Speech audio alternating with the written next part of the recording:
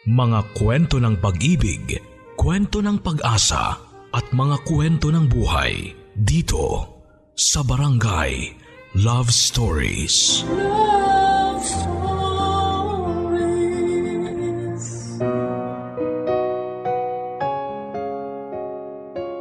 Magkakaiba tayo ng kinakatakutan. Hindi lang kasi mga multo o mga kaluluwang hindi matahimik ang maaaring magbigay ng takot sa buhay natin at makapagpabago ng takbo nito. Yun ay dahil meron din tayong sariling multo. Tulad na lamang ng mga mabibigat nating problema na para bang kakambal na natin mula nang magkamuwang sa mundong ito. At ang pinakamahirap ay ang paghahanap ng solusyon sa mga problemang yon. Pero hindi lahat sa atin ay lumalaban ng patas at pinipili na lamang yung mas madaling paraan. Kung saan ay hindi mo aakalain na yun pa ang magbibigay ng matinding takot na hindi mo pa nararanasan. Ganito ang sinapit ng kabarangay nating si Onyok. Pumasok siya sa isang sitwasyon na nagpagaan ng buhay niya pero maging magaan pa rin kaya ito hanggang sa huli. Ating pakinggan ang kanyang storya dito lamang sa mga kwento ng pag-ibig, buhay at pag-asa sa nangungunang Barangay Love Stories. Dear Papa Dudut, magandang araw sa inyo at sa inyong mga tagapakinig. Palagi po akong nakikinig sa inyong programa kasama ang mga kapwa ko tricycle driver dito sa amin. Hanggang sa naisipan ko nga rin pong sumulat at ibahagi sa inyo itong kwento ko. Batid ko po na maaari akong mahusgahan sa ibabahagi kong kwento pero nais ko rin kahit papaano ay makapagbigay ng aral sa kapwa kong nakaranas na rin po nito. Onyok na lamang po ang itawag ninyo sa akin, 20 years old po lamang at isang taunang tricycle driver. Matangkad, moreno, pero hindi gaanong pinagpala pagdating sa itsura. May ilan nga nagsasabing medyo hawig daw kami noong sikat na komedyanteng si Empoy. Kahit ang totoo ay mas mukhang tao pa siya kesa sa akin. Pero hindi naman mahalaga sa akin kung gwapo ako o hindi. Depende na lamang yon sa confidence level. Hindi po ako nagkakaroon pa ng nobya, Papa Dudut. Ni isa sa mga sinubukan kong ligawan ay hindi ako pinagbigyan at naiintindihan ko rin naman sila. Huminto na ako sa pag-aaral matapos makagraduate ng high school. Pasangawa po ako nang makatapos. Nakiusap lang kasi sa eskwelahan ng kuya ko para bigyan ako ng isa pang pagkakataong maipasa ang huling taon ko. Ang kaso tulad ng ibang pamilya, wala sa amin ang may kakayahang patungtungin pa ako ng kolehiyo matapos kong graduate ng high school. Hindi ko rin naman iniisip na mahalaga pa ang makapag-college dahil sapat na sa akin na may kinikita araw-araw at may nayahain pa sa mesa. Bale, 3 po kaming magkakapatid at ako ang pangalawa.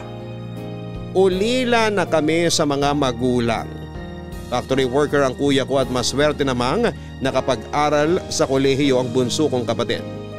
Sa tulong ni kuya ay posible na para sa amin ang may makapagtapos ng pag-aaral. Papadudot madalas ako sa inuman noon pero nang mangyari ang isang aksidente ay hindi na ako muli pang uminom ng alak. Sinundo ako noon ni tatay dahil lagi na lamang akong inaabot ng madaling araw sa inuman. Nagkagulo doon at aksidenteng nasaksak ng isa sa mga kainuman ko si tatay. Yun po bali ang kinamatay ng tatay ko kaya mula noon ay hindi na ako nakipag-inuman ulit. Hanggang sa makilala ko ang mga taong itinuring kong parang mga tunay na kapatid. Sina Pong at Natoy. Tatay ni Pong ang may-ari ng tricycle na binaboundaryhan ko. At doon na rin kami nagsimulang maging malapit sa isa't isa. Chick boy ang isang yon, kahit na hindi naman kagwapuhan. Matanda lang siya sa akin ng 3 taon. Si Natoy naman ay parakit-rakit lang. Nagtitinda siya ng pandesal sa umaga at nagtitinda naman ng balot at chicharon sa gabi. Sa aming 3, siya talaga ang masasabing gwapo. Siya rin ang pinakamatanda sa amin sa edad na 25. Medyo hawig siya kay Jason Abalos pero hilig naman niya ang manligaw ng matatandang mapera at alam niyang hindi na magtatagal sa mundo. Tigasin at siga ang grupo namin sa buong sityo na kung tawagin ay Blondie Boys. Pare-pareho kami mga jologs ang pormahan. Laging nakakap, may hikaw sa labi, may kung ano-anong borloloy sa katawan at isa lang ang kulay ng buhok. Gusto kasi naming maranasan na maging kakulay ng buhok yung mga kanong nakikita namin sa bayan at naisasakay pa minsan. Madalas ding hindi match ang mga suot naming damit na kulang na lang ay magmukha kaming naglalakad na Christmas tree. Marami ang natutuwa sa amin pero mas marami ang naiinis. Hindi na lamang namin yon masyadong pinagtutuunan ng pansin dahil masaya naman kami sa ginagawa namin, Papa Dudut.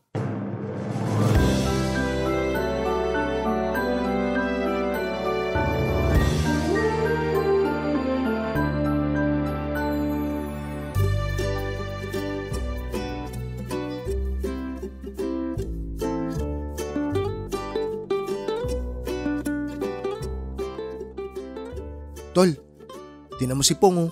Tulala na naman sa kahihintay dun sa anak ng kapitbahay natin. Oo nga, pagdating nun, tululaway na naman yung kumag na yan. Magulat ka pag nangangagat na yan. Hoy, kayong dalawa, ako na naman nakita nyo. Palibasa, walang nagkakamaling magkagusto sa inyo. Mas mabuti nang wala. Keso naman sa'yo na uugatin na lang sa panunuyo dyan sa anak ni Aling Mirna. Naku tol, baka pinapaasa ka na lang nun. Hindi naman sa sinasabi kong sumuko ka na pero parang ganun na nga. Nadali. Aba, asaran talaga ang gusto nyo? Oy Onyok, bago ka mang asar dyan, magpatuli ka muna. Langya, 20 anyos ka na. Naunahan ka pa ng pamangkin kong 10 years old magpatuli. Baka singkunat na ng goma yan. Huy, bunganga mo. Ano ka ba? Baka may makarinig sa'yo. Bakit naman personalan ka tumira, tol? Mababawasan na angas ko niyan sa ginagawa mo eh. Oh, sino bang nagsimula? Saka kung meron mang magkakaugat dito, tong sinatoy ang mauuna. Mga mauugat na ang dinadali. Awit na toy. Sa dami naman kasi na mas magagandang bebot dyan at mas bata pa. Nagtsatsaga ka sa mga babaeng mas marami pang kulbot sa puno ng mangga. At isang ubo na lang sasama na sa liwanag. Sama ng ugali nyo. Parang di kayo nakikinabang sa mga binibigay ng bebot ko ah. Oo nga naman, galing sa bebot niya, kay Bebeng Kulubot. Pero tol, seryoso. Salamat dun sa dala mong biko nung nakaraan ha. Medyo kulang lang sa latik pero masarap naman. Dala ka uli nun. Tingnan mo to, basta pagkain nagiging sip-sip. Kung naghahanap ka na rin kasi ng asukal de mama, edi sana lagi tayong may happy-happy. Sus, ba't kailangan pati ako? Kaya mo na yan. Pambato ka ng Blondie Boys. Yun na nga eh. Medyo inalat ako dun sa huling bebot ko. Kuripot mga tol. Tapos ang dami pa nung pinainom sa akin. Sinadya kong lasingin para may mangyari sa amin. Naku, buti na lang. 70% ng katawan ko alakan laman. Ayun, nilasing ko rin siya. Di ako nagpaisa. Taba ng utak ah. Di ko akalain gumagana pa pala yan. Pero teka, ilang taon na nga ba yung huli mong asukal de mama? 73 na. Pero magugulat ka sa liksipang kumilos. Gusto agad umibabaw. Kung di lang ako maagap magpalusot. Grabe, mabagsik tol. Baka kung natuloy yun, para ka nang nasa loob ng kabaong. Puro panunokso na lang tong si Onyok. Subukan mo na kaya maghanap ng majojowa. Kung inaalala mo yung itsura mo, isipin mo na lang yung mga kapitbahay namin na bulag, pipi at bingi. Lahat nagkaroon pa ng asawa. Kaya huwag ka munang susuko tol. Medyo pumalpak ka lang naman sa itsura pero kapit lang. Sira ulo, manlalait ka na lang, ang dami mo pang pasakalye. Alam mo kasi, hindi ko pa kailangan yung mga ganyan ngayon. Tsaka ang swerte kaya na magiging first girlfriend ko. Isa pa, hinihintay ko talaga yung disenteng babaeng pakakasalan ko. Sus! Yung mga kagaya natin mga mukhang puyat na tambay, malabong makatagpo ng disenteng babae. Pero, madaling makahanap ng bebot. Isang sit-sit mo lang dyan sa tabing kalye tuwing gabi. Sila pa ang lalapit sa'yo. Kahit pang load lang ibigay mo, kakasama ngayon. Watch me na lang mga tol, makakatagpo rin ako. Sandali lang tol, andyan ang bebe ko. Ayun, kaya naman pala. Sige na, puntahan mo na. Basta wag mo kakalimutan yung lakad natin mamaya. Oo, sige na. Kailan ba naman ako nawala sa mga lamay? Dun nga nabubuhay tong dugo ko sa katawan. Sige na, maiwan ko na kayo. Ibang klase talaga yung sipong. Lakas ng tama sa babaeng yan. Kala naman niya papasa siya ron. Ni hindi man lang nga siya pinapapasok sa loob ng bakuran. Tsaka kita mo yan de kotse pa. Naku tol, hayaan mo na. Malay ba natin, baka yan yung magpatino kay Pong. Yun nga lang tol, parang dehado talaga si Pong eh. Kasi parang hindi naman magpapaligaw sa kanya yun. Sa kinis ba naman ng balat nun? Mukhang alagang-alaga talaga eh. Sa bagay, may punto ka. Tayo kasi, iisa lang yung sabong ginagamit. Kung ano yung sa katawan, yun na rin para sa muka. At yun na rin panghugas ng puwet. Kaya kung meron mang magbabago dito sa kutis natin, baka magkaroon na lang ng buni o an-an. Sobra ka naman. Kahit naman mukha ako naglalakad na mais, malinis naman ako sa katawan. Baka ikaw, tamad ka kasing maligo. Nakakabawas din ng gandang lalaki pag amoy imburnal ka. Mahalaga may pera at may pumapatol pa. Pero tol, seryoso talaga ako sa alo ko sa'yo. Kung gusto mo lang naman ng easy money, maghanap ka na rin ng sugar mommy. Hoy Natoy, kahit ano pang mangyaring kagipitan sa akin, hindi ko masisikmura yung ginagawa mo. Sige, nandun na tayo na natatakasan mo yung mga ginojowa mong matatanda kapag nag-aaya sila ng sexy time. Pero paano kung merong hindi talaga papayag na walang mapapala sa'yo? Sus! Basic! Di ratsyada na. Pikit mata. Tapos pipigilan ko na lang sarili ko na huminga. Teka nga, wag mo sabihin. Para namang may maitatago pa ako sa inyo. Oo, nagawa ko na. Hindi lang isang beses. 3 na nga eh. Ha? Anak ka ng 3? Hayaan mo na nga yun. Sabi nga ng mga kapitbahay nating Englisher, mind your own business. Asikasuhin mo na lang yung paghahanap mo ng jowa. Supot ka na nga, tatanda ka pang binata. Papa Dudut, wala namang problema sa akin ang kawalan ng nobya sa loob ng maraming taon. Para sa akin kasi hindi naman yon kakulangan ng pagkatao ko. Hindi rin ako naiinggit sa mga kaibigan ko kahit nakailang nobya na sila. Noong sumapit ang birthday ko kahit matagal na akong hindi umiinom, ay hindi ako nakatanggi pa ng ilibre ako ni Pong sa isang KTV bar. Minsan lang naman yon at nakakahiya rin kung hindi ako sasama kina Pong at Natoy na nagambagan pa para i-celebrate ang birthday ko. Yun na rin ang unang beses na nagkaroon ako ng karanasan sa isang babae. Pero pagkatapos noon ay hindi na naulit ang matinding paglalasing naming 3. Isa rin sa mga kalokohan naming magtotropa, Papa Dudut, ang pagpunta sa mga lamay sa kung saan saan. Minsan pa nga ay nakakarating pa kami sa kabilang bayan. Ngunit ang ipinupunta talaga namin doon ay ang mga pagkaing hinahain sa mga nakikilamay. Pagkatapos magmukbang ay pasimple pang nag-uuwi ng pagkain. May isang gabi, Papa Dudut, na pumunta kami sa lamay ng kamag-anak ng isang barangay kagawad sa amin. Nung unay nag-i-enjoy lamang kami sa mga pagkain. Masasarap kasi ang potahing inihahain at meron pang kutkuting ipinamimigay. Pero habang pasimple ako noong nagbabalot ng iuuwing pagkain ay may naramdaman ako sa ilalim ng mesa kung saan kami nakapwesto. Meron kasing malamig na dumampi sa binti ko. Nung una ay hindi ko yon pinagtutuunan ng pansin dahil akala ko ay aso lamang yon na nakatambay sa ilalim ng mesa. Hanggang sa naramdaman kong parang may kamay na humahawak sa kaliwang binti ko. Napakalamig nito kaya nagsitayuan ang mga balahibo ko sa braso. Nang sumilip ako sa ilalim ng mesa ay tumambad sa akin ang itim na kamay na mariing nakakapit sa kaliwang binti ko. Sa gulat ko noon ay napatayo ako at muntik nang mapasigaw. Nagulat din si Pong at Natoy sa naging reaksyon ko ng oras na yon. Hindi ko rin nagawang makapagsalita kaagad dahil nang tingnan ko ulit, yung ilalim ng mesa ay wala namang kahit na ano doon. Hindi ko alam kung guni-guni ko lang ba yon pero halos hindi ako pinatulog noong nangyari. At kahit na ilang araw nang nakalipas ay hindi ko pa rin makakalimutan, Papa Dudut.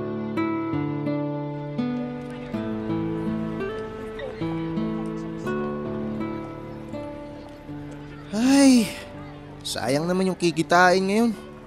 Coding kasi. Basta ako, coding o hindi, may kikitain pa rin. Sino na naman ba yung kasama mo kagabi? Baka hindi ka maniwala kapag sinabi ko sa'yo kung sino. Sino nga? Pabitin ka pa eh. Sigurado namang mas kulubot pa sa puno yun. Yung may-ari ng malaking pwesto sa talipapa. Galante, tol! Eto nga oh, easy 2K agad kahit wala pa akong ginagawa. Pinapabalik nga niya ako mamayang gabi. Magluluto raw siya ng hapunan tapos, alam mo na. Sus Mariosep, tol. Pang-apat mo na yan pag nagkataon. Baka mamaya puro buhangin na yan. O kaya mahuli ka ng asawa. Ang bano mo talaga. Papatol ba sa akin yun kung may asawa? Kaya nga tagtuyot, di ba? Hiwalay sila nung asawa niyang seaman. Pero patuloy pa rin ang padala ng pera para sa mga anak. Tapos, ang lakas pa ng kinikita niya sa pwesto niya sa talipapa. Nyarap, tol! Ewan ko sa'yo. Pag ikaw talaga nagkasakit, di ka namin dadalawin sa ospital. Siyempre maingat ata to. Subukan mo na rin kasi. Para maranasan mo na tong ginhawang nararanasan ko ngayon. Tingnan mo hindi ko na kailangang sayangin ang kagapuhan ko sa pagtitinda ng balot at pandesal. Sa araw-araw ba naman paglalako, malapit na ako magmukhang sisiw sa balot.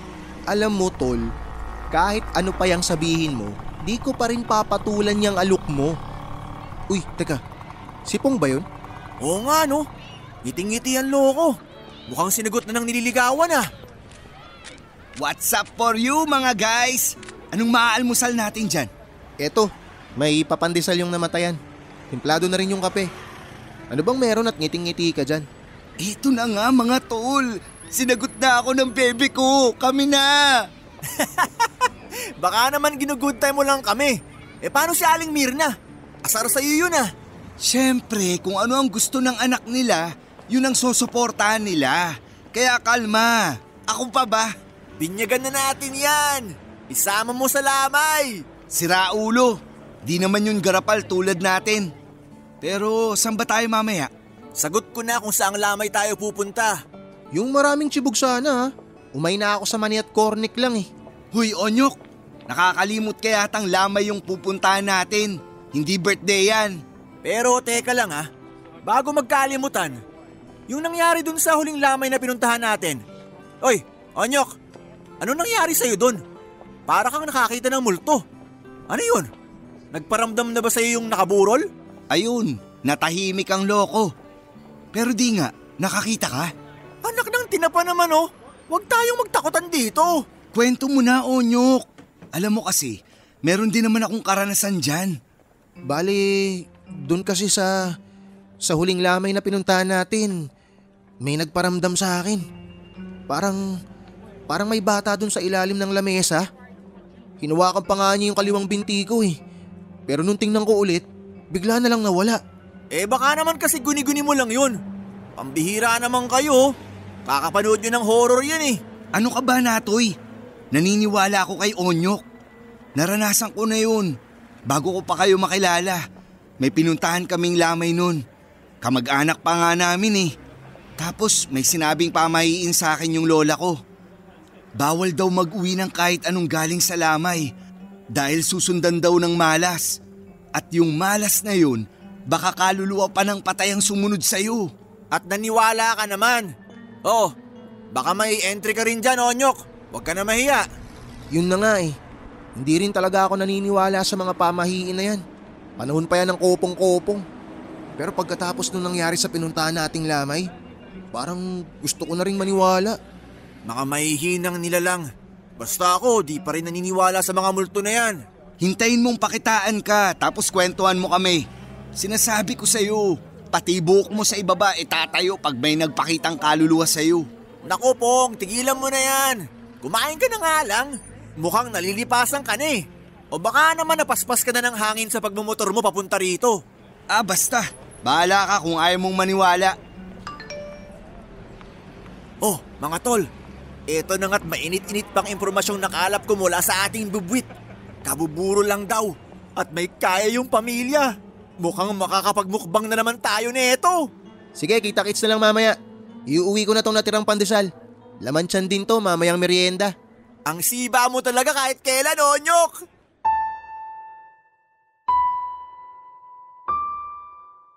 Papa Dudut, hindi ko inaasahang bata pala ang nakaburol sa lamay na pinuntahan namin noon. Bandang 8:00 na ng gabi nang makarating kami roon. Hindi ko maintindihan kung bakit parang ang bigat ng pakiramdam ko nang silipin ko yung bangkay ng bata sa loob ng kabaong. Nang ibaling kasi ang tingin ko sa ibang direksyon ay may nakita kong bata na kawangis ng nakaburol. Sa pagkakataong yon, kahit na ilang kurap na ang ginawa ko ay hindi talaga nawala yung bata sa paningin ko. Ilang araw din naging laman ng isipan ko ang nakita kong yon. Naapektuhan na rin pati ang pagtulog ko na hindi naman nangyayari noon kahit palagi kaming pumupunta sa mga lamay. Isang linggo matapos ilibing yung bata ay nakita ko na naman ang kawangis nito na para bang sinusundan ako. Pauwi na ako ng oras na yon mula sa maghapong pamamasada.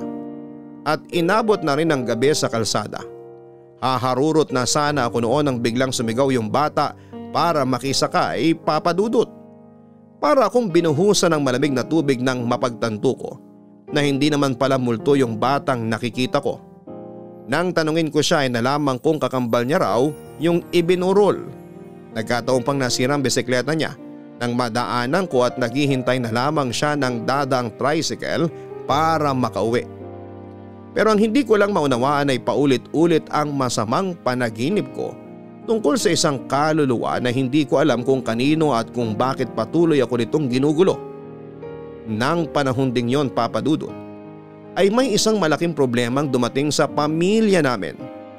Nasangkot kasi sa isang investment scam ang panganay kong kapatid, kaya napilitan siyang isanla ang maliit naming bahay para mabayaran ang mga atraso niya.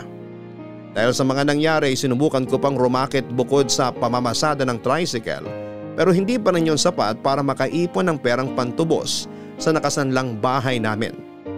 Pansamantalang nakitira sa tiyahin namin si Kuya. Yung bunsong kapatid ko naman ay bed spacer sa bayan kaya hindi nito problema ang uuwian. Ako naman ay nakituloy muna kina Pong dahil siksika na sa bahay ng tiyahin namin. Paminsan-minsan ay isinasama na lamang ako sa pagdi-deliver ng karne tuwing nagkakatay ng mga alagang baboy ang mga magulang ni Pong. Parang anak na rin ang turing nila sa akin kaya wala namang naging problema ang pagtuloy ko doon. Akala ko ay magiging maayos na ang lahat. Pero muli na naman akong nagkaproblema, Papa Dudut. Umuwi na ang panganay na kapatid ni Pong na dating nangungupahan sa Maynila kasamang asawa at anak nito. Hindi ako gusto ng kapatid ni Pong kaya napilitan akong umalis sa bahay nila at pansamantalang nakitira kina Natoy. Ang kaso ay nakikitira lang din si Natoy sa tiyuhin nito kaya hindi rin ako maaaring magtagal doon. Para ako naging palaboy ng panahong yon. At dahil magulo rin kina Natoy ay madalas ay sa mga pinupuntahang lamay na lamang kami nagpapalipas ng gabi. Libreng pagkain pa pero dahil hindi naman araw-araw ay may lamay kaming napupuntahan. Minsan ay sa tricycle na ako nagpapalipas ng gabi habang si Natoy naman ay nakikitulog sa bahay ng bago nitong sugar mommy. Inisip ko na lamang na konting sakripisyo na lamang yon at darating din ang araw na gagaan ang lahat. Papa Dudut, dahil sa sunod-sunod na kamalasan sa buhay ko ay nagpasya akong subukan ang matagal nang inaalok ni Natoy sa akin. Ang maghanap ng sugar mommy. Nahihiya ako noon dahil parang nilunok ko rin lahat ng mga sinabi ko kay Natoy na kahit na anong mangyari ay hindi ako gagaya sa kanya at hindi papatol sa mga matatandang mapera. Sa isang lamay na pinuntahan namin ay ipinakilala ako ni Natoy sa isang matandang babaeng kamag-anak daw na nakaburol. Siya raw si Aling Henya, 60 years old at may katabaang babae. Nagpapahulugan daw siya ng mga appliances at ng mga gintong alahas. Nagpakilala rin naman ako at agad na ginawa ang mga itinurong teknik ni Natoy para makuha ang atensyon ng isang babaeng tulad ni Aling Henya. Okay naman sana dahil may itsura pa siya. Mukhang maganda si Aling Henya noong kabataan niya. Mabait at hindi siya mahirap pakisamahan. Pero bukod sa trying hard mag-English, ay tila kaaway niya ang sipilyo sa baho ng kanyang hininga. Malit na problema lamang yon kaya tiniis ko na lamang at medyo lumalayo kapag nagsasalita siya. Sa sobrang bait ni Aling Henya ay doon na rin ako pinatira sa bahay niya. Mula rin nang tumira ko doon ay ipinakita niya sa akin kung gaano siya kahusay mag-alaga. Pakiramdam ko nga noon ay kasama ko pa rin ang nanay ko sa pamamagitan ng presensya niya. Wala ring pagkakataon na hindi niya ako pinagbibigyan sa kahit na anong hilingin ko sa kanya. Parang hindi naman kasi niya problema ang pera ng panahong yon. Ang tanging kailangan niya lang ay isang lalaking magpaparamdam ng tunay na pagmamahal at magmamalasakit ng tunay sa kanya bilang isang babae.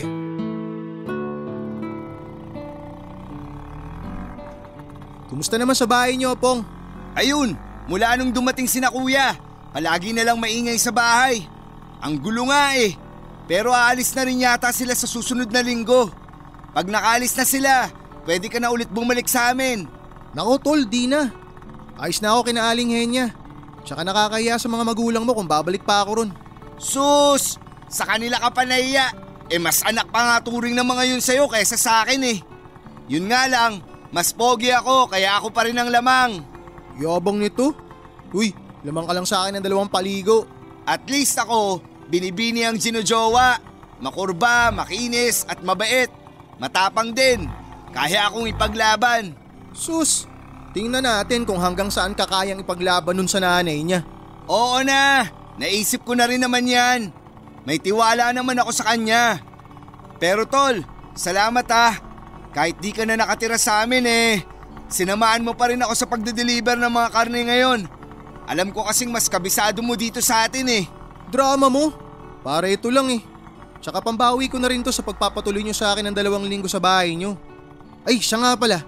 Di pa nagpapakita sa atin si Natoy ah. Ano na kaya nangyari dun? Nako, baka napikot na. Hilig kasi sa asukal de mama. Baka sa susunod, hindi na lamay ang pupuntahan natin, kundi kasal na. Ikaw, pasmado talaga yung bibig mo. Ay, oo nga pala no. Ikaw rin. Nyok, bakit? Natahimik ka ata bigla. Baka napasobra yung sinabi ko. Pasensya ka na talaga. Shh! Huwag kang maingay. Wala ka bang napapansin sa dinadaanan natin? Ha? Anong ibig mong sabihin? Wala nang kahit isang sasakyang dumadaan dito pag ganitong oras. Dito kasi sa may Pakurba maraming na-aksidente. Ilan na rin yung namatay dito. Huy! Ba't naman ngayon ka ba nagkukwento ng ganyan? Kinikilabutan na ako. Hindi kita tinatakot ha. Pero tol, may nagpapakita raw dito tuwing gabi. Nawala sa isip ko kanina nagagabihin tayo. Patay. Grabe naman oh. Parurutin mo na kaya tong tricycle mo. Baka mamaya bigla na lang may lumitaw dyan sa unahan natin. Maaksidente pa tayo. Sira ulo, anong paharurutin? Puro Pakurba dito. Biyahing langit yata gusto mo eh. Teka, ba't parang bumabagal pa takbo natin? Oo nga, bumabagal tayo. Tinamaan naman ang lintik oh. Huwag naman sana. Mukhang masisiraan pa tayo rito ah. Naku, yari. Tumirik na yung tricycle. Anak ng, ngayon pa talaga huminto tong tricycle mo. Utang na loob, wag ngayon. Subukan mo ulit. Sige na tol, wala pa namang kabahay-bahay dito. Eto na nga oh, nakakailang padyak na ako. Naku naman, iwan na natin yan. Maglakad na lang tayo. Ano? Seryoso ka ba? Pwede naman nating balikan tong tricycle bukas ng umaga. Mayayari tayo sa tatay mo nun. Baka bukas wala na tayong abutang tricycle. Sandali. Naramdaman mo yun, tol? Nyok, may bata. Ayun o. Ha? Saan? Tol, hindi umaalis yung bata. Sibat na tayo. Bilisan mo, Pong! Para may sumusunod sa atin! Alam ko, pambira. Naiihi pa naman ako sa sabog ng pantog ko. Kaya nga bilisan mo pa! Sandali, hindi ko na kaya. Hintayin mo ko. Kailangan ko nang ilabas to. Anak ng tokwa ka naman, ngayon ko pa ihihi talaga.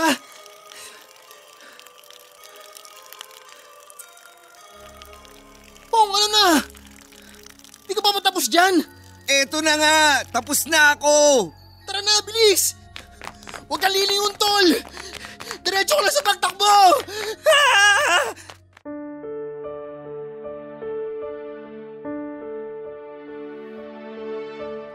Papadudot halos mapaihi kami ni Pong sa mga brief namin sa takot ng oras na yon. Ramdam kasi namin na hindi kami nilulubayan ng sumusunod sa amin. At kahit nga hindi naman kami paladasal ay napadasal kami ng ilang beses. Mabuti na lamang at malapit na rin kami noon sa parting meron ng mga bahay. Masyado kasing liblib yung dinaanan namin at wala ni isang bahay na nakatirik sa tabing daanan kaya gano'n na lamang ang takot namin ni Pong. Nakuha naman namin yung tricycle kinabukasan at katakot-takot na sermon ang inabot namin sa tatay ni Pong. Matapos yon Papadudot ay nagpatuloy pa rin ang relasyon namin ni Aling Henya. Sa tulong ng mga regalo niyang alahas sa akin at sa perang ipinapahiram niya ay natubos na namin ang bahay mula sa pagkakasangla nito. Laking tuwa naman ang panganay kong kapatid dahil wala na siyang iba pang aalalahanin. Maliit lang naman yung bahay namin kaya hindi naman OA ang presyo ng pagkakasangla ni kuya. Nang panahong yon kasi ay nahirapan din ang kuya ko na makahanap ng trabaho kaya nagkasya na lamang muna sa paraket-raket. Kahit pag-online selling ay pinasok na rin niya para lamang kumita ng pera. Nakabalik na rin siya sa bahay namin at paminsan-minsan ay umuuwi roon ang bunsong kapatid ko. Ako naman kahit gustuhin kong bumalik ay hindi ako pinayagan ni Aling Henya. Ayaw niya raw kasing maiwan ng mag-isa at muling mabalot ng kalungkutan. Hindi niya rin ako pinipilit kapag gusto niyang may mangyari sa amin na lagi ko namang tinatanggihan. Kung ano-anong palusot na ang ginagawa ko dahil kahit malaki ang naitutulong ni Aling Henya sa amin ay hindi ko talaga masikmurang gawin yon. Hanggang sa inaya na nga ako ni Aling Henya sa isang date para sa birthday niya. Nag-alangan ako Papadudot dahil alam kong maaaring hilingin na sa akin ni Aling Henya ang sexy time na matagal ko nang ipinagkakait sa kanya. Kaya naman nang hingi na ako ng tulong sa mga kaibigan kong sina Pong at Natoy.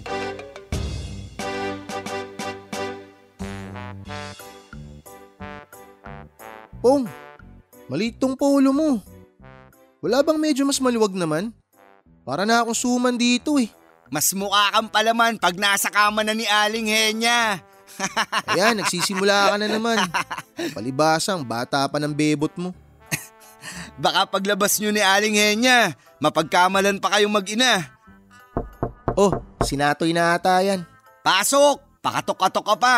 Mukha ka namang akyat bahay. Ang init naman ng dugo mo sa akin, boy. Teka, anong meron at nagsusukat niyang si Onyok? Namimili ng isusuot sa burol niya. Burol? Pambihirang tao to.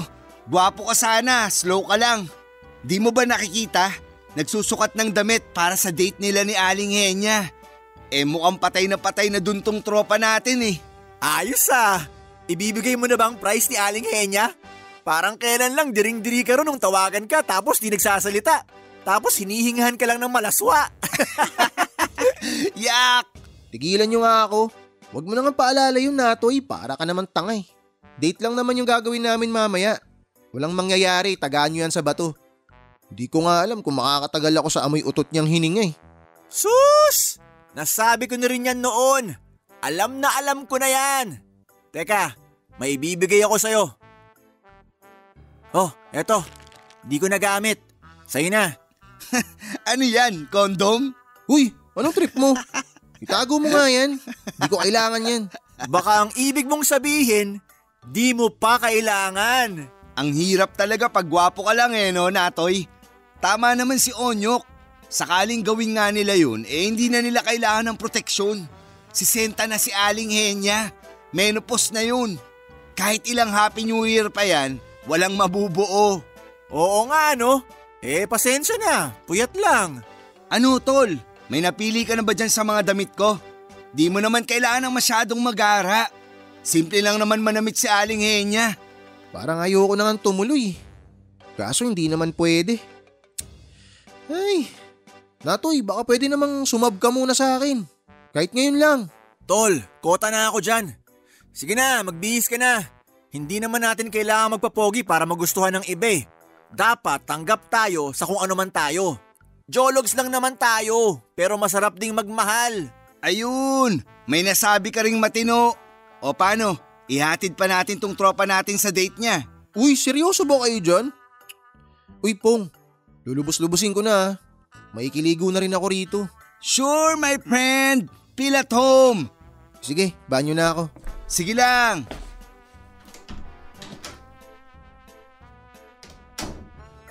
Orasan natin si Pogi. Tingnan mo, wala pang 5 minuto yan maliligo.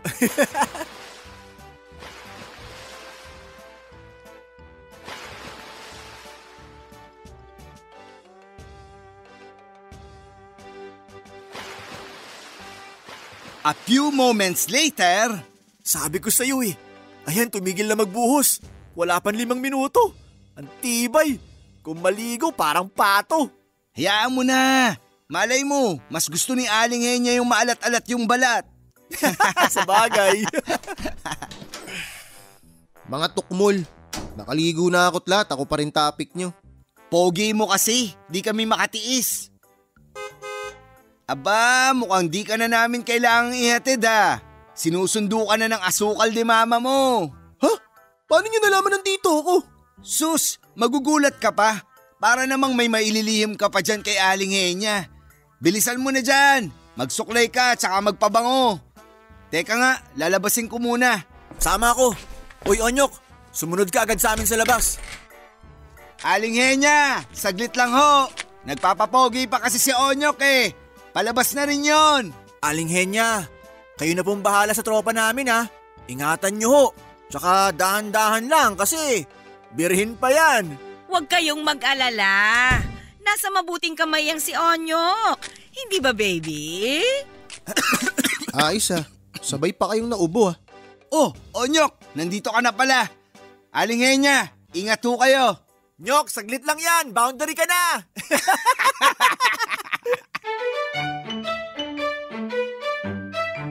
Papa Dudut, hindi ako tinigilan ng mga kaibigan ko sa panunukso nila.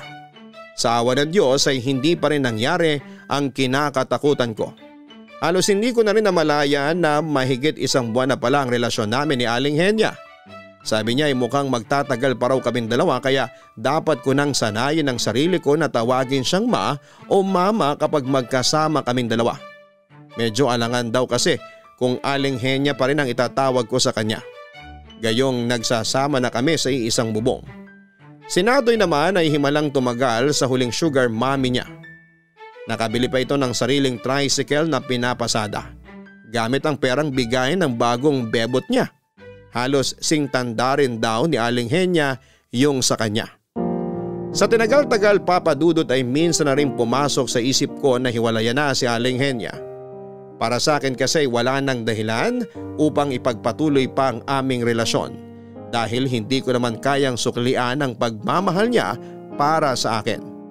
Pero kahit papaano naman ay napapalapit na rin siya sa akin at nagmamalasakit na rin ako sa kanya ng totoo. Kaso nga lang, alam ko naman sa sarili ko na walang patutunguhan ang pagsasama namin. Marahil ay maraming maiinis sa akin mula sa mga kabarangay natin dahil sa mga nagawa ko.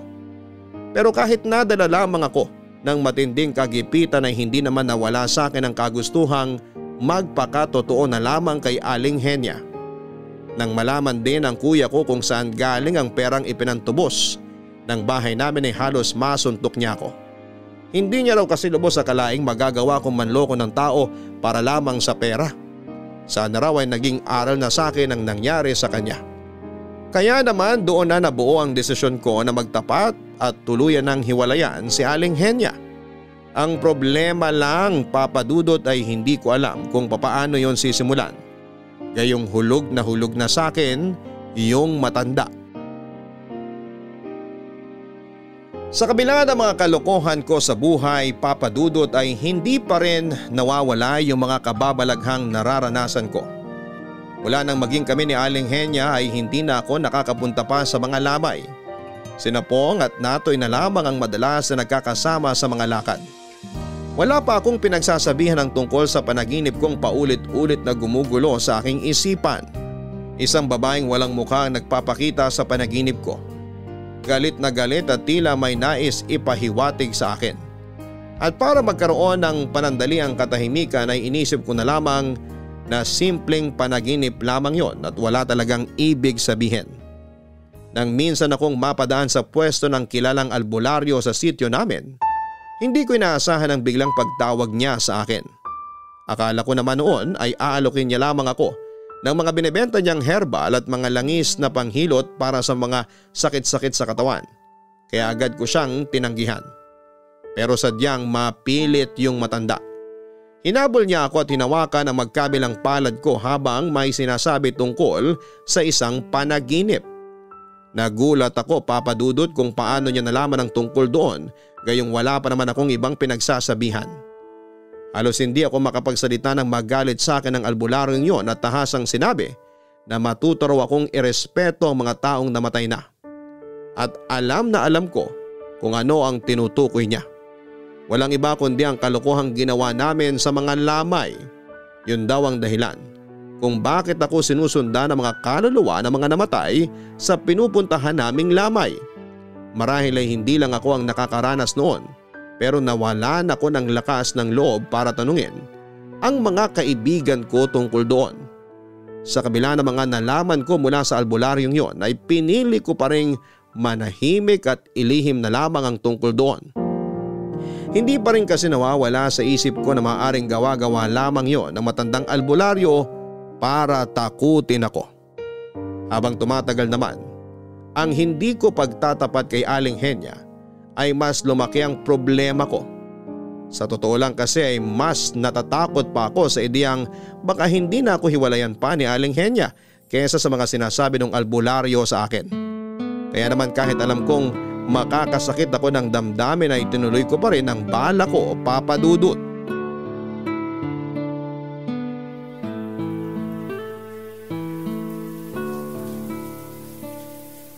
Onyok, baby, huwag ka nga alis ha. Bukas ka na umuwi. Tatapusin ko lang tong paliligo ko. Lalabasin na kita dyan. Hindi ako aalis, ma. Dito lang ako, promise. Okay, baby. Wait for mama. Magpapabango ako ng todo para sa'yo. Para naman hindi nakakahiya kapag alam mo na. Sana magsipilyo rin kayo. Tapos damihan nyo yung toothpaste.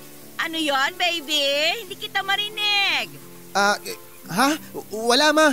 Ang sabi ko, dati ka nang mabango. Hindi na kailangan ng mamahaling sabon. Maliban na lang sa... Maliban lang saan? Naku, huwag kang mag-alala. Titiyakin kong mabango ako paglabas ko. Hindi mo sure? May sinasabi ka ba? Sandali lang ha, magbibihis muna ako.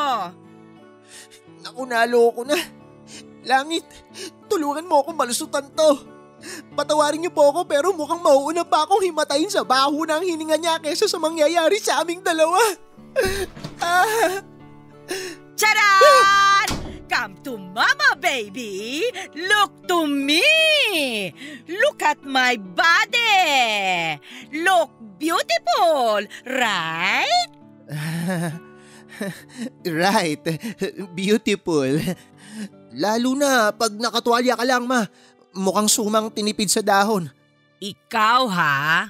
Kanina ka pa pabulong-bulong dyan. Lalo tuloy akong nasasabik na lapitan ka. Sige, ma. Magbihis ka muna. Mag-usap muna tayo bago yung... Alam mo na. Sure, baby ko. Gusto ko yan. Let us take slow. It's the more exciting for me and for you. And I thank you. Thank you rin, ma. Hindi na nga ako makapaghintay. Kaya sige na. Magbihis ka na muna para makapagkwentuhan na tayo. Okay, baby ko. I just clothes myself for a monument. Ma, sa sala muna ako Oh, bakit lalabas ka ng kwarto? Nakakatampo ka na talaga ha? Feeling ko tuloy, nadidiri ka makita ang katawan ko. Naku, hindi. Hindi naman sa ganun, ma. Mataas kasi ang respeto ko sa iyo eh. Gusto kong makita lang yan kapag sexy time na natin. Para mas nakaka-excite. Para mas kapanapanabik, di ba? Kapag nakita ko yan ngayon, mawawala na yung suspense eh. You have a point. Basta huwag kang aalis ha. Sasala ka lang. Oo ma, doon lang ako. Bis ka lang dyan, ha?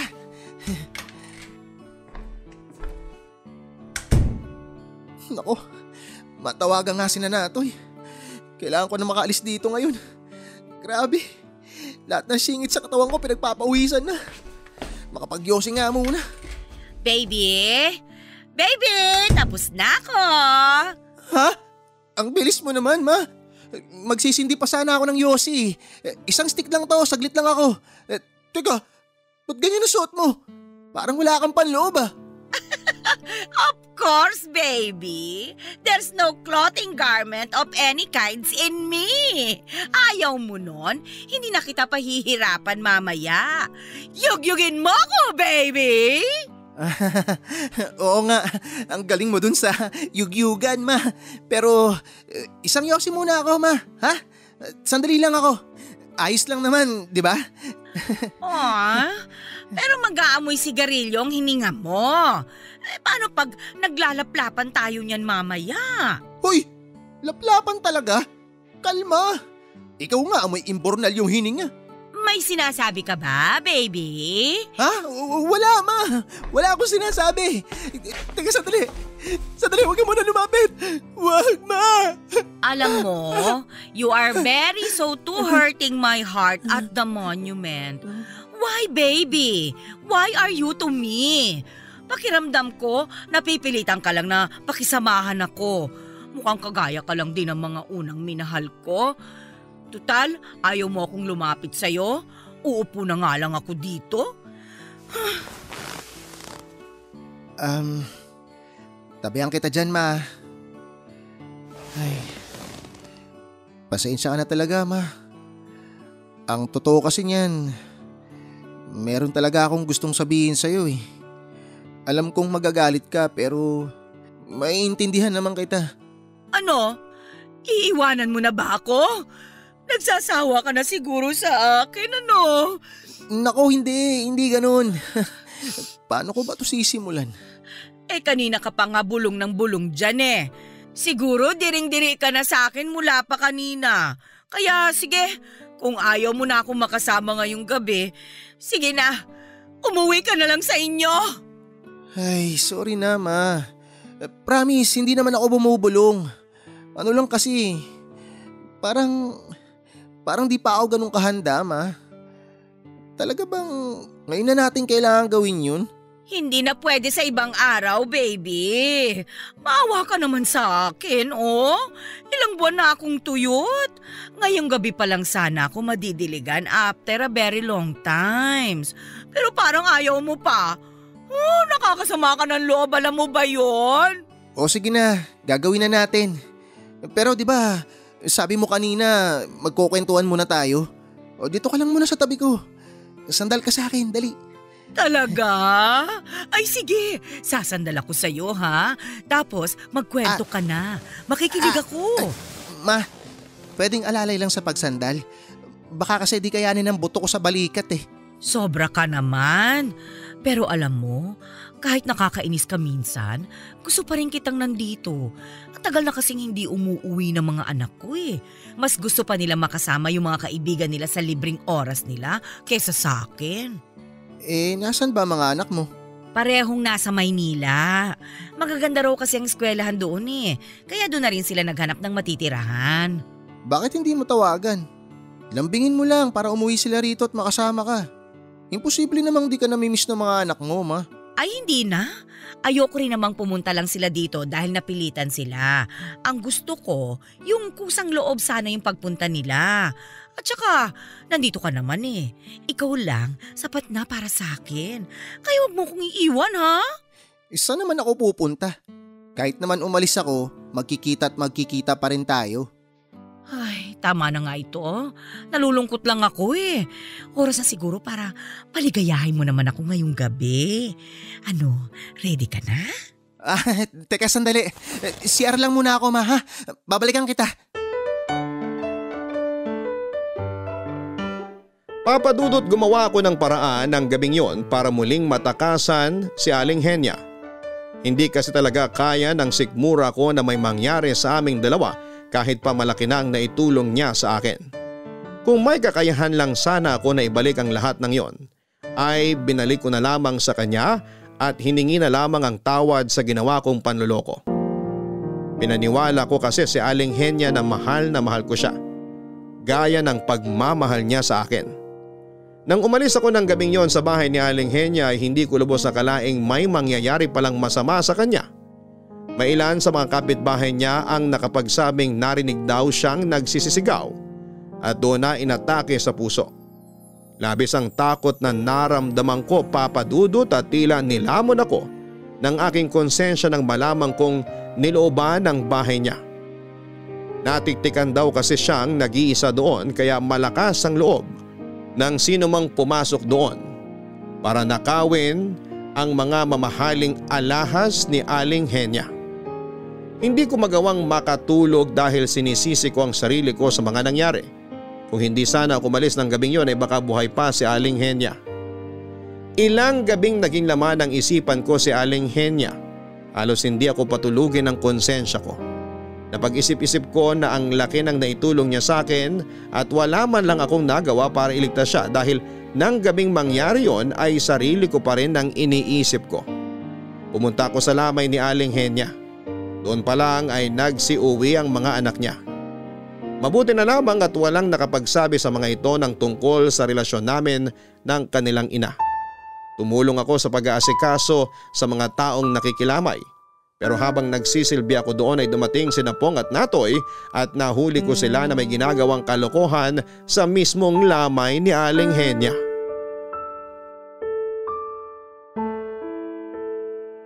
Hoy! Anong ginagawa nyo? Pati ba naman dito gagawa kayo ng kalokohan? Nagbibiro lang naman kami. Ano ka ba, tol? Seryoso mo masyado. Huwag na natin dalhin dito yung mga kalokohan natin sa lamay. Baka makita tayo ng mga anak ni Aling Henya. Hindi na naman nila kailangan ng abuloy. Mapera naman yang si Aling Henya, pati mga anak niya. Kahit na. Hindi ko kayo pakikialaman kung sa ibang lamay. Pero wag dito. Bakit? Nakokonsensya ka siguro dahil nilayasa mo si Aling Henya nung gabing mamatay siya, no? Sino ba namang di makokonsensya? Ang bait-bait ni Aling Henya sa akin. Oo na. Teka, ba't bigla ka natahimik dyan, Natoy? Oo nga. Kanina pa kami nagsasalita rito pero di ka nakikisali. Huwag mo sabihing nakakita ka na rin ng multo. Namumutla ka oh. Tol, yung totoo. Nagpakita na ba sa'yo si Aling Henya? Parang ang nakita ko si Aling Henya, pero hindi ako sigurado. Biglang nawala eh. Sus! Nahawa ka na yata dito kay Onyok. Huwag kang ganyan. Baka mamaya magkatotoo yung sinasabi mo tapos tabihan ka pa ni Aling Henya sa pagtulog. Baka nga guni-guni ko lang yun. Itong si Onyok kasi. Naalala ko lang yung kwento niya noon. Malay ko ba? Baka sa dami ng minukbang ko sa lamay, nagpaparamdam na rin sila sa akin. Pero itong kay Aling Henya, iba eh. Wala pa tayong nakakain o inuuwi pero… Ay, hayaan mo na nga. Tingnan mo. Tong si Onyok naman ang natahimik. Nilala mo na naman siguro ng konsensya. Mukhang ang lalim ng iniisip eh. Hayaan na muna natin siya. Halika, silipin natin ang bangkay ni Aling Henya. Baka mamaya tayo pang silipin niya. Naku, dumali na naman pagiging matatakotin mo. Tingnan mo ko, bubulungan ko pa si Aling Henya. Dami mo talagang kalokohan. Pag yan sumagot sa'yo, naku! Aling Henya, huwag mo munang isasama si Onyok. Marami pa siyang pangarap. Ako na lang isama mo, Aling Henya. Itutuloy natin yung naudlot yung pagmamahala ni Onyok. Pwede rin namang isunod si Pong. Huy, ano ka ba? Ba't pati ako? Anong ginagawa nyo? Ba't binubulungan nyo yung patay? Itong si Natoy gusto na yatang sumama kay Aling Henya. Pagod na yata sa buhay niya. Ikaw ba naman? Ilang bebot na ang dumaan sa buhay mo tapos puro matatanda pa. Mapapagod ka talaga. Uy, di dapat kayo nagbibiro sa patay. Ang seryoso mo naman, tol. Chill ka lang pwede. Kanina ka pa eh. Tama na yan. Baka magkapikunan pa kayong dalawa. Huwag ka na kasing magalit, Onyok. Biro lang naman yun. At saka patayin na yan oh. Maiintindihan pa ba kami niyan? Di nyo alam mga pinagsasabi nyo. Bawiin nyo yon kung ayaw nyong may masamang mangyari sa inyo. Teka, akala ko ba hindi ka naniniwala sa mga pamahiin? Konti na lang matatakot na kami sa'yo eh. Bahala kayo kung ayaw nyong maniwala, pero totoo ang sinasabi ko. Magbiro na kayo sa lasing, wag lang sa patay. Di magandang biro kung may kukunin na susunduin yung taong namatay. Panakot mo lang yan, oy. Isang malaking kalokohan. Alam mo tol, ikaw tong pinakabata sa atin tapos ikaw pa yung makaluma. Gawa-gawa lang naman ng matatanda yung mga pamahiin na yan. Ang mabuti pa, magmukbang na lang tayo. Ang sosyal pa naman dito, parang birthday yan. May pa-catering pa ang mga anak ni Aling Henya. Kung ako sa'yo, Onyok, yung anak na lang liligawan ko. Ano? Puro lalaki mga anak ni Aling Henya. Gagawin mo pang bakla tong bunso natin. Bakit? Uso naman na yun ngayon. Di ko kayo pipilitin kung ayaw nyo maniwala. Basta ang akin lang, mag-iingat kayong dalawa. Opo, Lolo Onyok.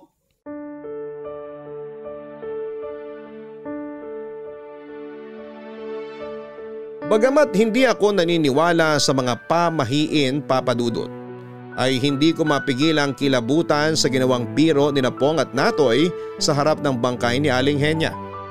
Hindi ko alam kung nakarma ba ako sa ginawa kong panloloko kay Aling Henya dahil tuwing gabi ay nagpapakita siya sa akin. Minsan ay napapanaginipan ko na galit siya habang nakaturo siya sa akin. May mga pagkakataon pa na gumagalaw ang higaang tinutulugan ko na para bang may sumasampa doon kahit na wala naman akong ibang kasama sa kwarto. Nakakarinig din ako ng mga kalabog sa banyo at agos ng tubig na parang may gumagamit nito. Hanggang sa mangyari ang isang gabi na nagdulot sa akin ng takot at matinding iritasyon, Papa Dudut. Mag-alas 12 na ng hating gabi nang magising ako noon. Nagtayuan ang balahibo ko sa batok nang marinig ko ang tila mabigat na paghinga. Samantalang nang matulog ako ay mag-isa lamang ako sa kwarto. Sa paglingon ko ay tumambad sa akin ang bunso kong kapatid na natutulog sa ibaba ng kama habang nanonood ng mahahalay na video sa cellphone nito. Hindi kasi talaga nito ugaling magsabi tuwing umuuwi dahil may sarili naman itong susi ng bahay at kaming dalawa lamang ang magkasama sa kwarto. Nang bumalik sa boarding house na tinutuluyan niya, ang bunso namin ay muli na naman akong naiwang mag-isa sa kwarto tuwing gabi. Nagpatuloy nga ang pagpaparamdam sa akin ni Aling Henya hanggang sa ika-6 na gabi ng kanyang lamay. Ni minsan sa buhay ko ay hindi ko pa naranasan ang matakot ng ganon. Madalas pa ay amoy kabaong at formalin sa patay sa kwarto na tinutuluyan ko. Nang hindi na ako makatiis ay inilapit ko na sa kilala naming espiritista ang mga nangyari sa akin. Unang tapa ko pa lamang sa bahay nito ay naramdaman agad nito ang bigat ng presensya ko dahil nga sa kaluluwang nakasunod sa akin. Akala ko ay matatapos ng lahat kapag nagpatulong ako sa espiritistang iyon, pero hindi pa rin ako nilubayan ng kaluluwa ni Aling Henya. May ibinigay namang kwenta sa akin ng albularyong madalas kong nakakausap. Ang kaso ay hindi ko naman yon masuot dahil nagmukha akong asong may kadena sa leeg nung minsang isabit ko yon sa leeg ko. Hindi ko alam, Papa Dudut, pero yung nangyaring kababalaghan pa sa akin ang nakapagbalik sa pananampalataya ko sa Diyos. Natuto na ako magsimba at magdasal matapos ang pangyayaring yon, Papa Dudut. Papa Dudut, mula nang manumbalik ang pananampalataya ko sa Diyos, ay hindi na ako muli pang ginambala ng kaluluwa ni Aling Henya. Pero 2 linggo lang matapos ilibing si Aling Henya nang gumimbal sa amin ang balitang wala na si Natoy. Unang linggo pa lamang ng pamamasada nito noon nang maaksidente. Nawalan daw ng preno yung tricycle na minamaneho niya. Ngunit ang mas nagpakilabot sa akin, Papa Dudut, ay doon mismo na aksidente si Natoy sa harap ng bahay ni Aling Henya. Bumangga kasi sa pader yung tricycle. Marahil daw ay dala ng pagkataranta ni Natoy lalo't hindi pa ito gaanong sanay sa pagmamaneho. Dead on arrival siya nang dalhin sa ospital. Ayaw ko mang isipin na may kinalaman ang pagbibiro nila sa lamay ni Aling Henya, pero hindi ko inaasahan ang ikinuwento ng tiyuhin ni Natoy. Bago raw kasi mamatay ang kaibigan namin ay madalas sinasabi ni Natoy na nagpapakita sa kanya ang kaluluwa ni Aling Henya. Hindi naman daw nito pinapaniwalaan ang sinasabi ni Natoy nung una dahil akala raw nito ay nagbibiro lamang ang kaibigan namin. Hanggang sa may pagkakataon na bigla na lamang magigising ng hating gabi si Natoy dahil sa isang masamang panaginip. At yung huling insidente raw noon ay naabutan daw itong nakahiga sa mahabang upuan sa sala at mukhang binabangungot na. Sinabi ko sa tiyuhin ni Natoy ang ginawang biruan ng dalawa kong kaibigan sa lamay ni Aling Henya. Hindi raw nito lubos sa kalain na makagagawa si Natoy ng ganong klase ng kalokohan. Likas din kasing mapamahiin ng tiyuhin ni Natoy. Kaya sa unang gabi pa lamang ng burol ni Natoy ay nagpadasal na ang tiyuhin nito. Habang nagpapadasal sa loob ng bahay ay naiwan naman ako sa labas habang namimigay ng templadong kape para sa mga nakikilamay. Pero nang iangat ko ang aking paningin, Papa Dudut, ay munti ko nang mabitawan ang hawak kong tray nang matanaw sa hindi kalayuan si Natoy.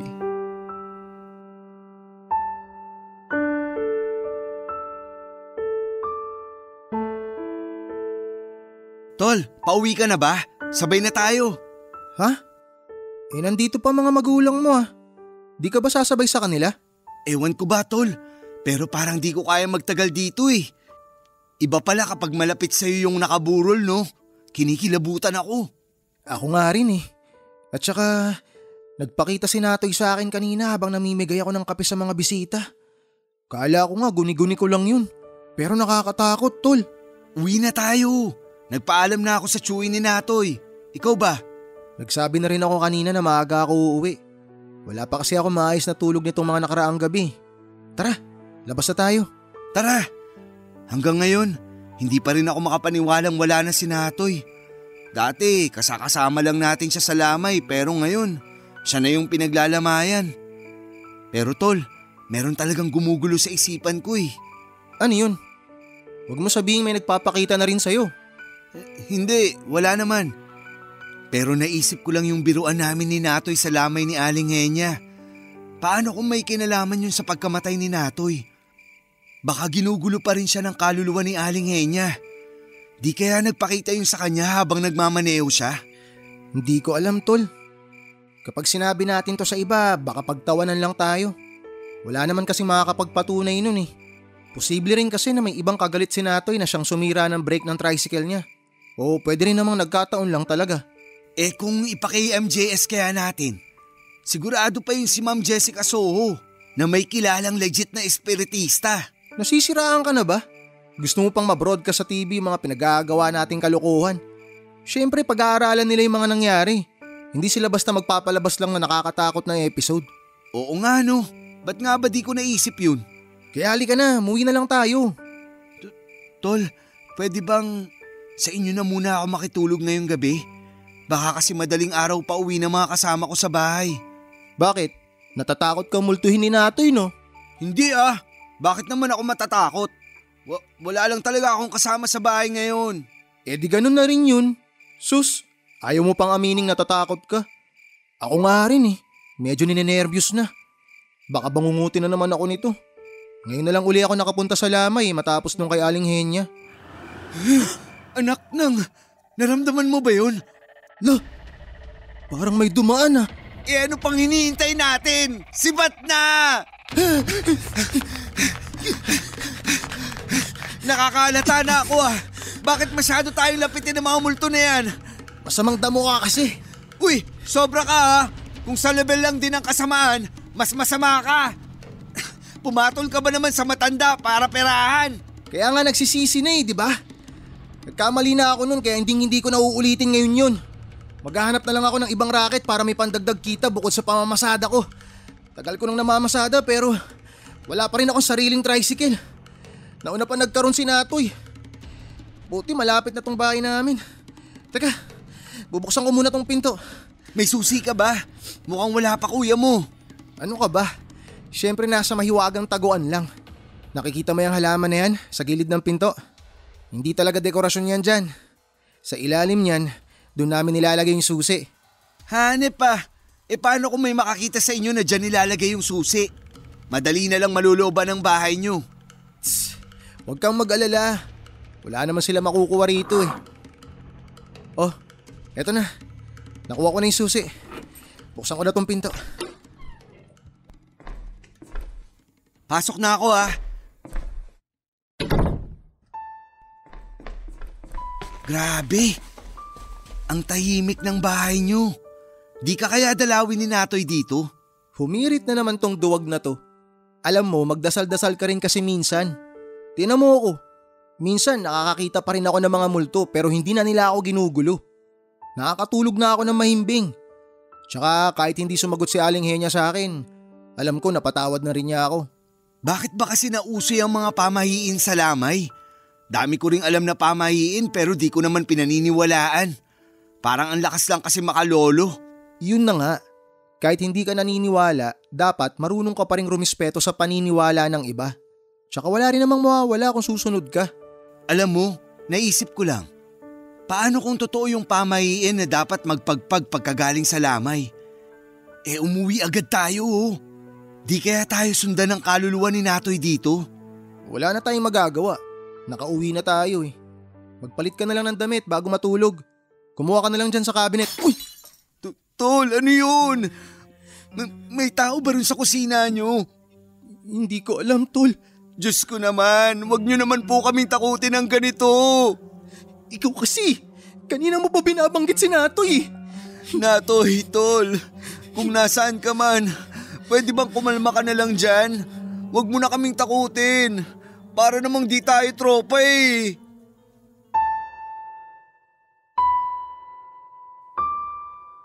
Sa pagkawala ni Natoy ay malaki ang naging pagbabago sa amin, Papa Dudut. Isa na nga sa mga nagbago sa amin ay ang pag-iwas na sa mga lamay na dati lamang ay sinasadya pa naming puntahan. Kung meron man kaming napupuntahan ay hindi na kami muli pang gumagawa ng kalokohan. Parang sa isang iglap ay nawala ang angas na dati ay pinagyayabang namin sa sityo. Naging laman din kasi kami ng usap-usapan doon. At may ilang nagsasabi na kinakarma lang daw kami kaya namin naranasan ang mga yon. Hindi man ako naniniwala sa mga pamahiin ay mukhang kinarma nga kami sa sunod-sunod na kamalasang naranasan namin. Namatay ang tatay ni Pong, 1 buwan lang matapos ilibing si Natoy. Kaya naman napilitan na rin po si Pong na maghanap ng trabaho. Natanggap naman siya bilang welder sa Maynila. Ako naman, Papa Dudut, ay patuloy pa rin sa pamamasada. Yun pa lang kasi ang alam kong hanap buhay at sa awa ng Diyos ay nakakaipon naman ako kahit papaano. Nakahanap na rin kasi ng bagong trabaho ang kuya ko. Paminsan-minsan ay dumadalaw ako sa puntod ni Natoy para magpasalamat sa magandang pinagsamahan namin. Pinupuntahan ko rin ang puntod ni Aling Henya. Paulit-ulit akong humihingi ng tawad at nag-aalay na rin ng dasal upang tuluyan na siyang matahimik. Akala ko rin noon ay tatandang binata na lamang ako, pero meron akong isang naging suking pasahero na araw-araw kong inaabangan. Minsan nga ay sinasadya ko pang hindi magsakay ng pasahero para siyang maisakay ko. Hindi ko na lamang babanggitin ang pangalan niya pero sa halos 3 buwan na naging pasahero ko siya ay nagkamabutihang kaming dalawa. Makalipas naman ang 6 na buwan ay hindi ko akalaing muli kami magkikita ng kaibigan kong si Pong. Pero sa muli naming pagkikita ay hindi ko inaasahan ang nakita kong kasama niya.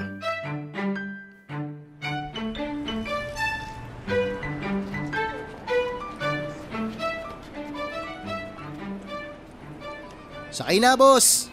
Saan tayo? Uy! Pong? Uy, Tol! Long time no see! Bebe, sakay ka na. Teka, bago na kulay ng buhok natin ah. Umay ka na ba sa blondie mong buhok? Siyempre, bagong buhay, bagong kulay na rin ang buhok. Tsaka ngayon ko lang kasi napagtanto na hindi naman pala bagay sa akin magpa-blondie. Kaya eto, binalik ko na sa itim. Sino bang pumili ng blondie noon? Di ba ikaw din naman? Pero seryoso Tol, kumusta dito? Tagal ko ring walang balita ah. Nagka-cellphone nga ako pero di ko pa naman kabisadong gamitin. Touchscreen eh, medyo nakakabobo. Nasanay ka lang talaga sa dikipad. Yung minsan manggigigil ka na lang pag matigas at mahirap ng pindutin. Oo, ganun nga. Teka, kunin ko pala number mo. Number? Ano yung text, mate? Di na uso ngayon yun. Add mo na lang ako sa FB. Search mo lang pangalan ko. Pag may lumabas na pogi, ako yun. Dami mo talagang kalokohan. O siya, papatid kami sa bahay ah. Sosorpresahin ko kasi nanay ko. Tagal na ako nun pinapauwi eh. Pero teka tol, bago ang lahat, sino yung babaeng kasama mong sumakay sa tricycle? Tiyahin mo? Ano ka ba? Anong tsahin? Shota ko yan, tol. Ha? Shota? Teka, totoo ba? Putik tol, baka naiingkanto ka na ha?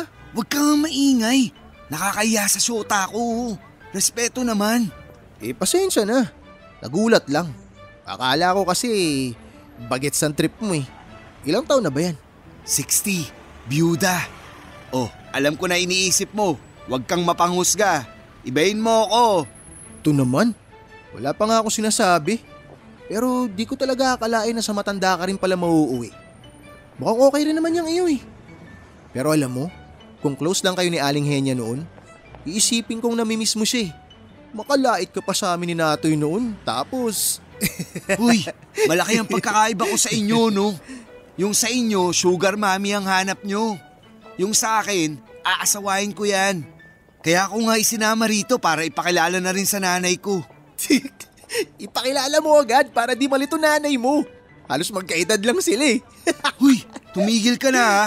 Mamaya marinig ka ng bebe ko. Ikaw pa maging dahilan ng paghiwalay namin. Uy, wala naman akong ganong intensyon. Pero may tanong ako tol. Ano na naman yan? Di naman siguro amoy utot hininga niyan no?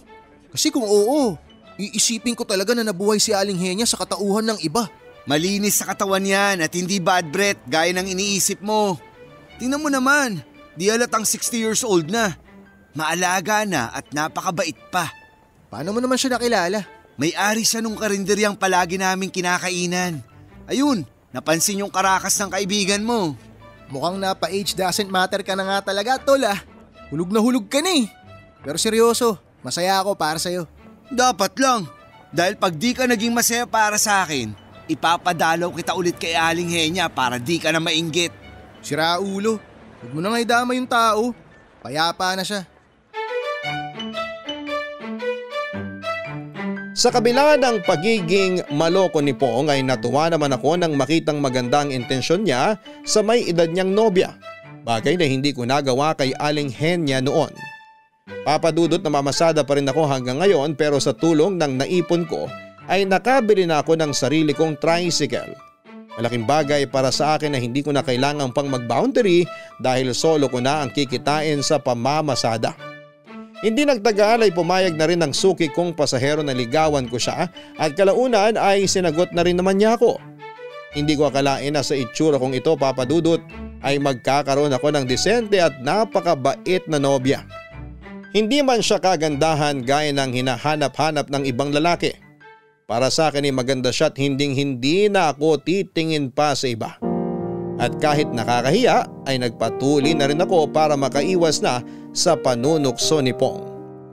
Papadudot dahil bata pa naman ako ay naisipan kong bumalik sa pag-aaral.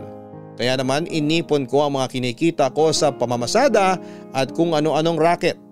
Naisip ko kasi na kung magtatapos ako sa kolehiyo ay mas maraming opportunity pa ang magbubukas para sa akin. Magandang hakbang na rin yon para sa plano kong bumuo ng sarili kong pamilya. Tuwing undas ay naalala ko pa rin ang mga karanasan ko pero dahil nagbagong buhay na ako at mas lumakas na ang pananampalataya sa Diyos ay hindi na ako naging lapitin ng mga ligaw na kaluluwa at mga kaluluwang hindi matahimik. Maraming salamat po sa pagbabahagi ng kwento ko at gayon din po sa lahat ng mga nakikinig sa programa ninyo Papadudot. Sana po ay nakapagbigay ako ng kaunting aral sa mga naging experiences ko at mga kaibigan ko. Taos-pusong pasasalamat din sa Barangay LS sa pagbibigay ng pagkakataon sa amin na maitampok ang aming kwento sa Barangay Love Stories. God bless Papadudot, ang inyong forever kapuso at kabarangay, Onyok. Mga kabarangay, hindi mawawala sa buhay natin ang iba't ibang problemang ating kakaharapin at nasa atin mismo kung paano natin ito gagawa ng solusyon. Sadyaring may mga taong dumarating sa buhay natin upang pagaanin ito. Basta't huwag lamang tayong aabuso. Tandaan na lahat ng sobra ay masama. May mga pagkakamali rin tayo na parang ang hirap para sa atin na itama. Tulad na lamang ng kwento ni Onyok na pumasok sa isang relasyon na isang tao lamang ang tunay na nagmamahal. Ngunit kahit alam niyang mali ay pinili pa rin niyang ipagpatuloy. Nagsisi man siya at humingi ng tawad ay sa puntod na lamang niya ito nasabi. Sana'y tandaan din nating hindi lang ang pagtatama ng ating mga mali ang dapat nating pagtuunan ng pansin. Mahalaga rin na sa bawat galaw natin ay matuto tayong magbigay ng respeto sa mga tao, buhay man o sa patay. Hanggang sa muli, ako po ang inyong si Papa Dudut sa mga kwento ng pag-ibig, buhay at pag-asa sa Barangay Love Stories number 1. Sabay-sabay nating pakinggan ang iyong kwento ng pag-ibig, buhay at pag-asa. Ipadala lang sa barangaylovestories@yahoo.com. Nagustuhan ng iyong napakinggan? Ituloy yan via live stream sa www.gmanetwork.com/radio.